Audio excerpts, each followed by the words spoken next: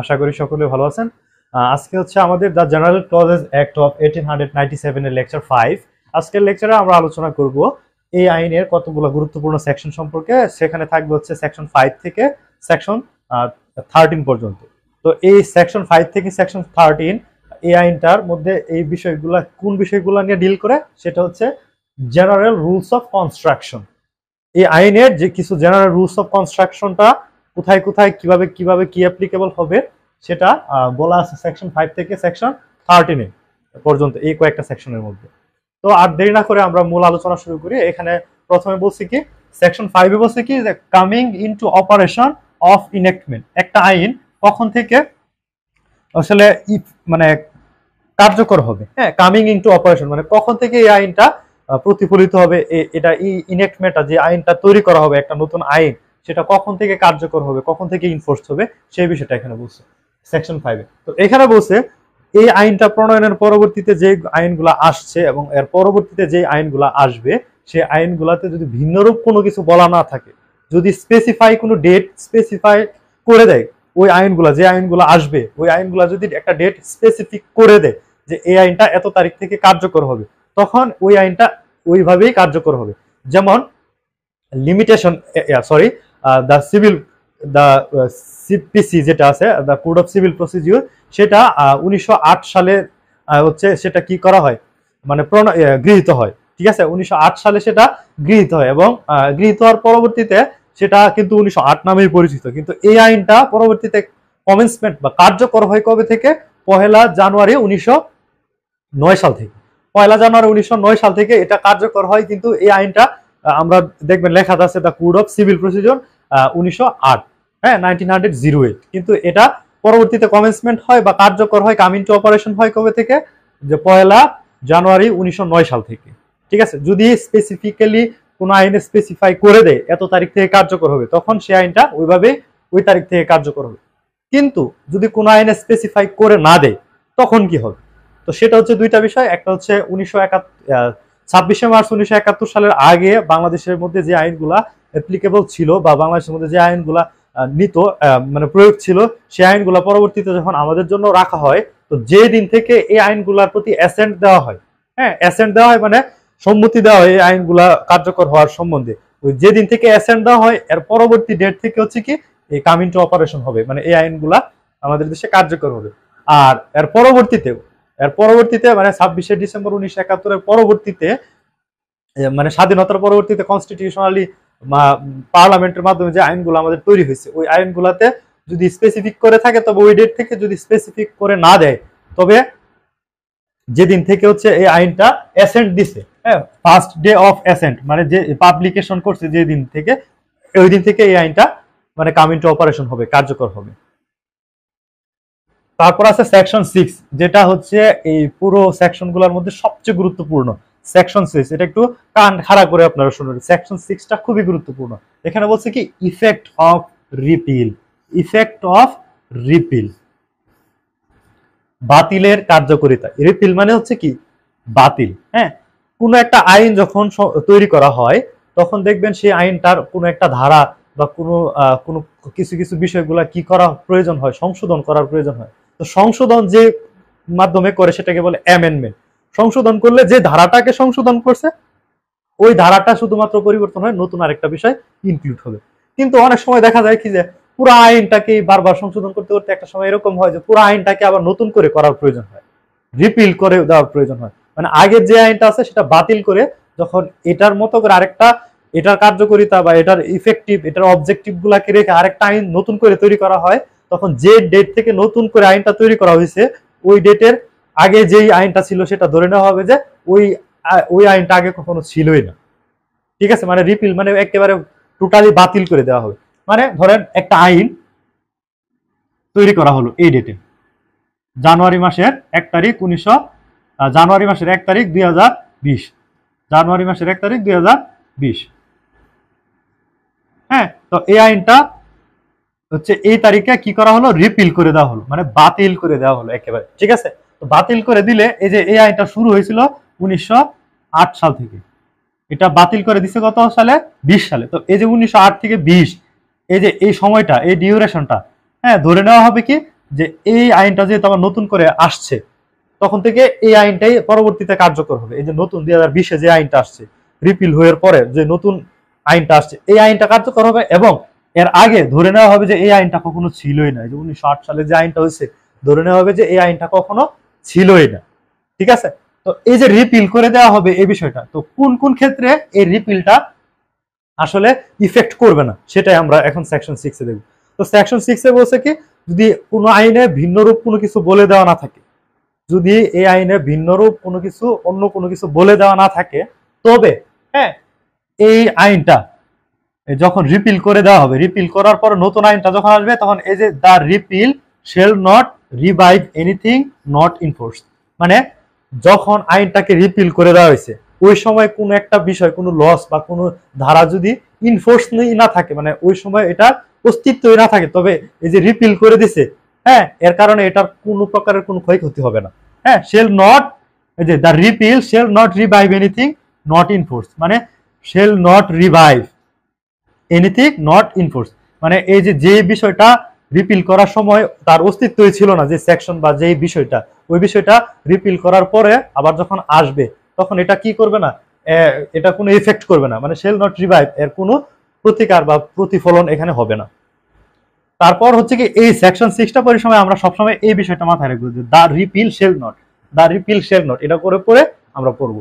তারপর বলছে কি, the repeal shall not affect the previous operation of any enactment, মানে এই যে 1908 থেকে 2020 সাল পর্যন্ত যে আইনটা ছিল, হ্যাঁ, এই আইনটার মধ্যে কোনো অ্যাক্টিভিটিস যখন হয়ে থাকবে, কোনো অপারেশন অফ ল যদি হয়ে থাকে ওই সময় রিপিলের আগে, তো ওই সময় যে কাজগুলো হয়ে গেছে বা অপারেশন অফ ল হয়েছে, কোনো অ্যাক্টিভিটিস হয়েছে, সেটা কি করবে না, বর্তমানে যা আসছে এটার কারণে যে ওই সময় করে ফেলছে এটার জন্য কোনো ইফেক্ট সেখানে করবে না। ওইটা ওই সময় যা ছিল, যে কারণ ওই সময় যখন করছিল তখন কিন্তু আইনের দ্বারা এটা কি বৈধ ছিল, মানে নতুন আইনটা আসার আগে যখন আগের আইনটা ছিল, তখন যে কাজগুলা করছে, অপারেশন অফ ল গুলা করছে ওই ইনএক্টমেন্ট অনুযায়ী, তখন কিন্তু সেগুলা বৈধ ছিল। সুতরাং তখনকার কোনো কাজকে এটা ইফেক্ট করবে না, এই রিপিলটা ইফেক্ট করবে না। তারপর বলছে কি, the repeal shall not affect any rights, privilege, obligation or liability, মানে এই যে রিপিল করা হয়েছে 1908 থেকে 2020, এই সময়ে যদি আপনার কোন একটা আইন দ্বারা আপনার এই যে এই আইনটা দ্বারা, ধরেন এটা একটা আইনের নাম, আপনি যে কোনো একটা আইন দিতে পারেন, ধরেন এই আইনটার নাম হচ্ছে কি, ধরেন যে কোনো এক, ধরেন এই আইনটার নাম কন্ট্রাক্ট অ্যাক্ট, ঠিক আছে, ধরেন এই আইনটার নাম কন্ট্রাক্ট, মানে সাপোজ ইমাজিন করে, তো এই কন্ট্রাক্ট অ্যাক্ট অনুযায়ী যেটা 1908 সাল থেকে কার্যকর হয়েছে এবং 2020 সালে রিপিলে আবার নতুন আরেকটা আইন হচ্ছে, ঠিক আছে। তবে ওই সময়ে যে 1908 থেকে 2020 এর মাঝখানে সময়, ধরেন 2015 সালে আপনি একটা কন্ট্রাক্ট করলেন একটা পার্টির সাথে, তো ওই সময় আপনার কোনো রাইট, অধিকার হয়েছে, মানে অধিকার ছিল কোনো একটা বিষয়ে, সেই অধিকারটা, হ্যাঁ, রিপিল হওয়ার পরেও আপনার অধিকারটা যেহেতু ওই সময় ছিল, আইনত বৈধ ছিল, তার কারণে রিপিল হওয়ার পরেও এটা কি করবে না, কোনো প্রকারের এফেক্ট আপনাকে করবে না, ওইটা ওইভাবেই করতে হবে। তারপর আছে কি, আপনার কোনো প্রিভিলেজ অব্লিগেশন ছিল, আপনার কোনো দায়িত্ব ছিল, আপনার কোনো লাইবিলিটিস ছিল ওই চুক্তি আইন অনুযায়ী ওই সময় 2020 এর আগে, সেটা তো ওই সময় ভ্যালিড ছিল। তো এখন আইসা যেহেতু রিপিল হয়ে গেছে, তার মানে বলতে পারবেন না যে যেহেতু আইনটাই নাই তার মানে আমার কোনো লাইবিলিটিসও নাই, এমন বলা যাবে না, কারণ এটা ইফেক্ট করবে না। The repeal shall not affect any right, privilege, obligation or liability, কোনো ইফেক্ট করবে না। ওই সময়ের কোনো লাইবিলিটি যদি এখনো থাকে, যেহেতু নতুন আইন চলে আসছে এরপরেও ওই সময়কার সময় যেহেতু ভ্যালিড ছিল, আপনাকে অবশ্যই সেই লাইবিলিটিটা ফুলফিল করতে হবে।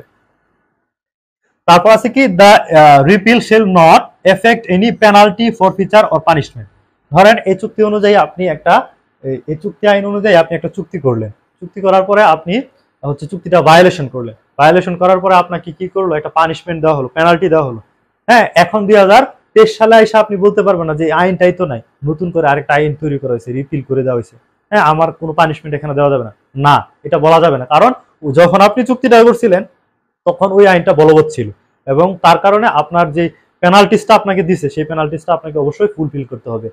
এই পেনাল্টিটা কি করবে না, shall not, the repeal shall not affect any penalty, forfeiture or punishment.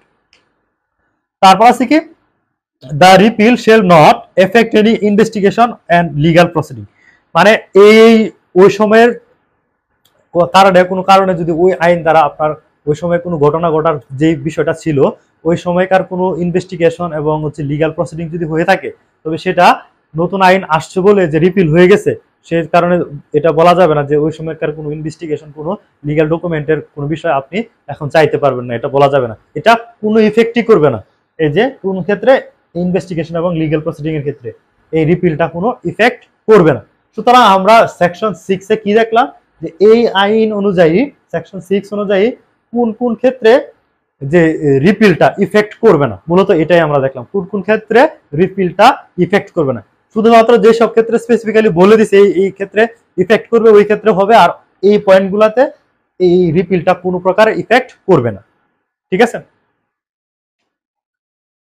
তারপর আছে সেকশন 6 এর এ। সেকশন 6 এর কি বলছে যে repeal of act making textual and amendment in act or regulation. Repeal of act making textual amendment in act or regulation, এটা বলছে section 6 এর এতে।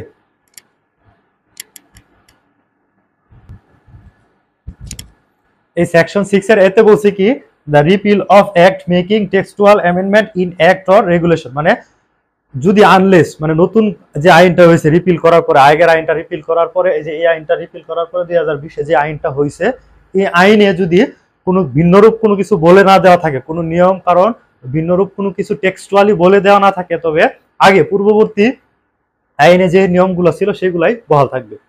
তারপর আছে কি সেকশন 7। সেকশন 7 আছে কি রিভাইভাল অফ রিপিলড ইনঅ্যাক্টমেন্ট। রিভাইভাল অফ রিপিলড ইনঅ্যাক্টমেন্ট, হ্যাঁ, একটা পুরাতন যে রিপিল আইনটা সেটা কিভাবে আবার পুনরুদ্ধার করবে। হ্যাঁ, রিভাইভাল অফ রিপিল ইনঅ্যাক্টমেন্ট, রিভাইভাল মানে হচ্ছে পুনরুদ্ধার, রিপিল ইনঅ্যাক্টমেন্ট মানে যে আইনটা অলরেডি আপনি রিপিল করে দিয়েছেন যদি কোনো প্রয়োজন পড়ে তবে সেই আইনটাকে আবার কিভাবে আপনি পুনরুদ্ধার করবেন সেটাই বলছে। তো এখানে বলছে এই আইনে যদি ভিন্নরূপ কোনো কিছু বলে দেওয়া না থাকে, যে আইনটা পুনরুদ্ধার করবেন, হ্যাঁ, যদি ওই আইনে ভিন্নরূপ কোনো কিছু বলে দেওয়া না থাকে তবে shall be mention the purpose revival of repealed enactment expressly, তবে সেটা আপনি কেন ওই রিপিলড আইনটা বা রিপিলড একটা রেগুলেশনটা আপনি কেন আবার পুনরুজ্জীবিত করতে চান, মানে পুনরুদ্ধার করতে চান, আবার কেন ওইটা আনতে চান, যেহেতু একবার রিপিল করে দিছে সেটা আবার কেন আনতে চান তার কারণটা আপনার এক্সপ্রেসলি বলে দিতে হবে। রিজন পারপাস অফ দা মানে এই আইনটা রিভাইভাল, আপনি কেন এই আইনটা আবার রিভাইভ করতে চাচ্ছেন, পুনরুদ্ধার করতে চাচ্ছেন, সেটা আপনার এক্সপ্রেসলি বলে দিতে হবে, মেনশন করতে হবে, কারণটা মেনশন করতে হবে কেন আপনি সেই রিপিল একটা আবার পুনরুদ্ধার করতে চাচ্ছেন। তারপর আছে সেকশন 9। সেকশন 9 এ বলছে commencement and termination of time.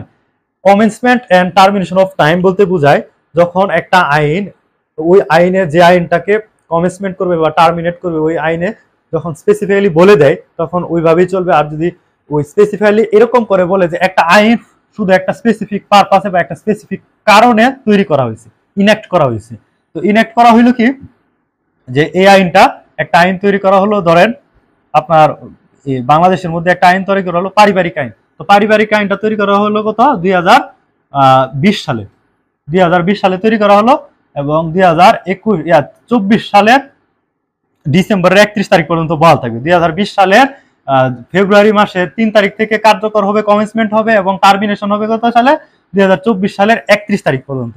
ওই আইনে যদি বলে দেয় তবে ওই আইনটার কমেন্সমেন্ট এবং টার্মিনেশনটা যদি এরকম বলে দেয় যে একটা আইন তৈরি করা হলো স্পেসিফিক পারপাসে, এই আইনটা কার্যকর করা হবে 2020 সালের ফেব্রুয়ারি মাসের 13 তারিখ থেকে 2024 সালের ডিসেম্বর মাসের 31 তারিখ পর্যন্ত, এই যে কমেন্সমেন্ট এবং টার্মিনেশনের বিষয়টা হচ্ছে এরকম। তারপর হচ্ছে কি সেকশন 10। সেকশন 10 হচ্ছে কম্পিটিশন অফ টাইম।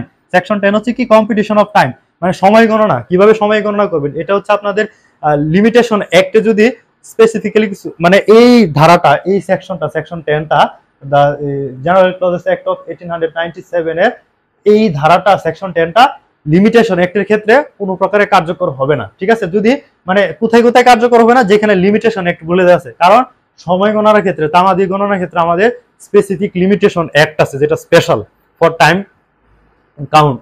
এই স্পেসিফিক মানে লিমিটেশন একটা যে যে জায়গায় অ্যাপ্লাই হবে সেটা হচ্ছে কি সেই সব জায়গায় সেকশন 10টা অ্যাপ্লিকেশন হবে না।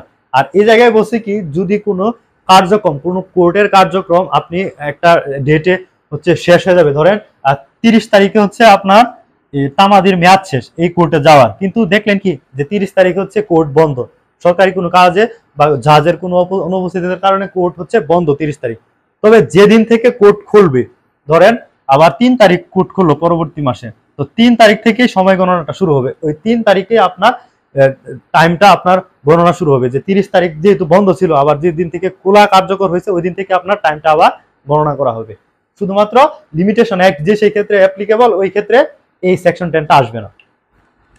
তারপর আছে কি সেকশন 11। সেকশন 11 হচ্ছে মেজারমেন্ট অফ ডিসটেন্স। একটা ডিসটেন্স কিভাবে মেজার করবে, যদি ওই আইনে স্পেসিফিক্যালি ভিন্নরূপ কোনো কিছু বলে না দেয়, তবে অলওয়েজ কোন একটা ডিসটেন্স মেজারমেন্ট করবে হচ্ছে কি হরিজন্টালি এবং স্ট্রেট লাইন।